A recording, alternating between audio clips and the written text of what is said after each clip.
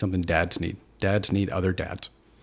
So when they go through that moment, when he's having a problem with his kids, when he's having a problem at work, when he's having a fight with his wife, he has someone else to go to. But too many men are isolating themselves. And then, honestly, I think a lot of divorces would be prevented if men had friends.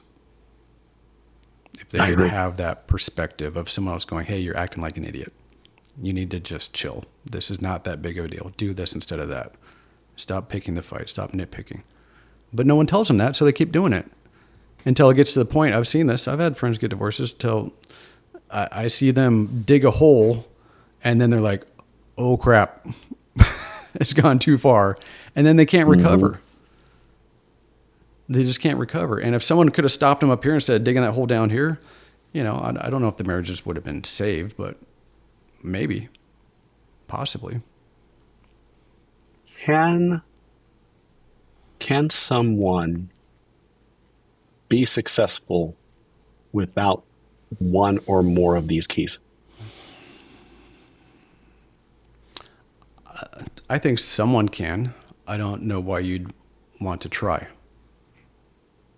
If it's there, if we know these keys, if we know what mentors, coaches, training, and team do, then why, can a one-legged man win a sprint race? Maybe. If he's racing really slow people, why do that to yourself? Take advantage of everything. So, I'm sure there's people have been like, well, I haven't been on a team, or I've never had a mentor, and I'm killing it. I'm doing great. Well, good for you, but maybe you could have got there quicker, or maybe the success you have now could be even further and higher if you'd had a mentor, coach, trainer, and team.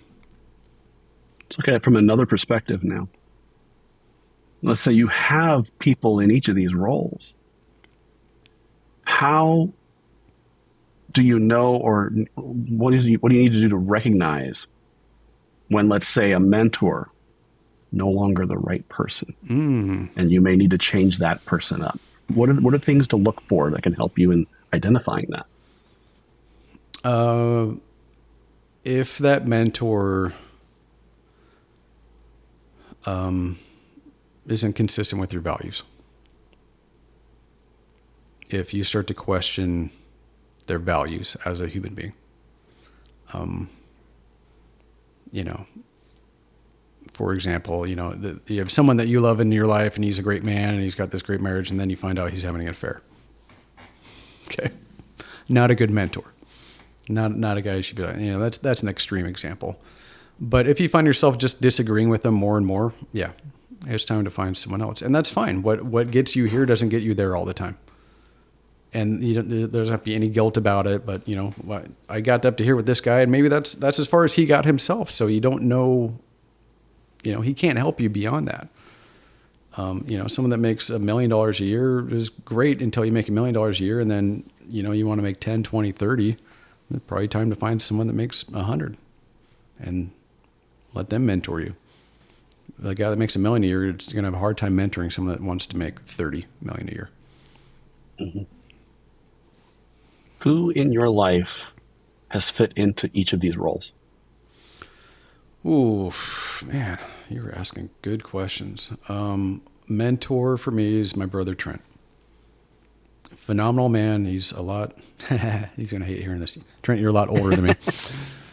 Trent is 14 years older than me. 14 years older than me.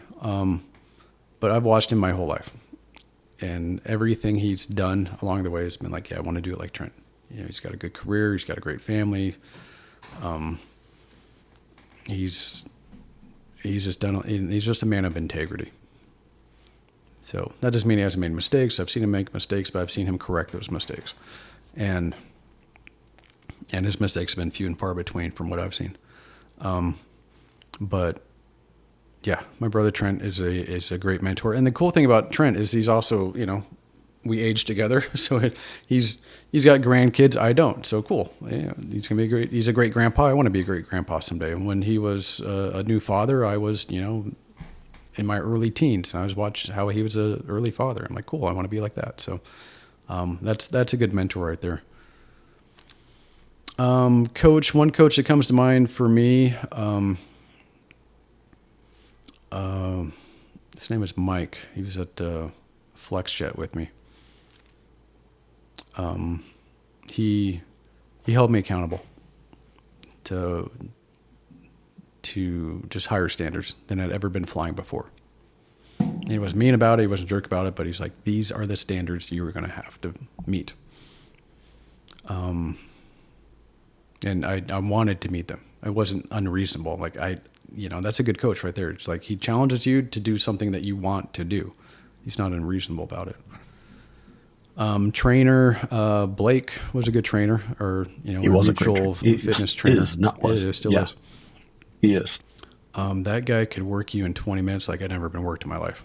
20 minutes. I'm like, are we done yet? He's like, no, you signed up for 45 minutes. I'm like, I'm an idiot. I should not have done that.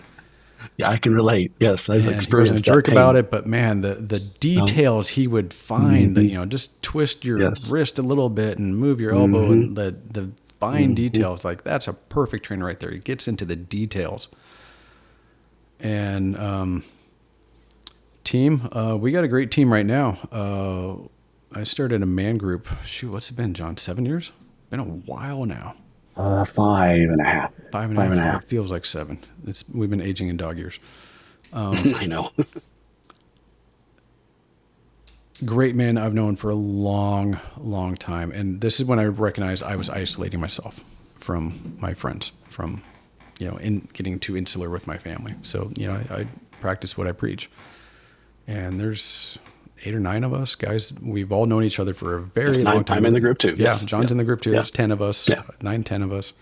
I think so. Yeah. And we talk once a month, and we text each other almost every other day and share wins and share problems. And in those 5.5 years, there's been children that have had struggles, and several parents have died. A brother and sister-in-law of one of them has died. One wife has had cancer.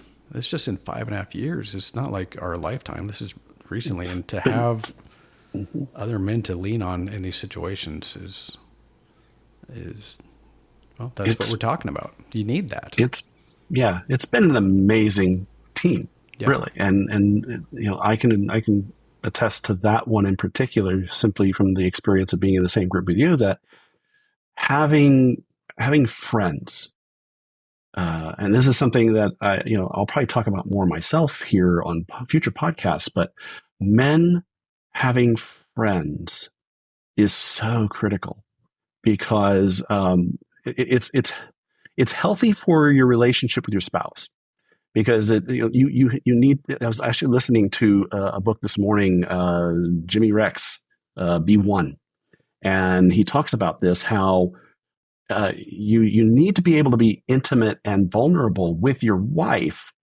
but you kind of learn and get more of a connection with the men to help you do that. As you have these friendships that you develop, and you build a vulnerability there, and you learn from each other the experiences that each of the men are having with their wives and their families and their children. It helps you. You learn from the experiences. It's a shared environment where everybody's growing together and learning, this person went through this, and this is their lessons learned. Yeah. And the team is so critical. I can vouch that the team was critical for me becoming the person I am today. Yeah. And that was a huge gift, having the friendships that I needed at the time. Yeah, I mean, you're one of the ones that lost a parent in the last 5.5 years. Yeah. So. Yeah, definitely. And you're not the only one. So. No, we've all had, several of us have had that. So, yeah. And so to have another person who's just lost his father, and then someone else loses their mom, it's like, hey, buddy, been there. And I've lost both my parents, so I completely relate. Yeah. Like, hey, I remember it. I empathize. That first week sucks. It gets better after that. Yeah. That first week is so rough.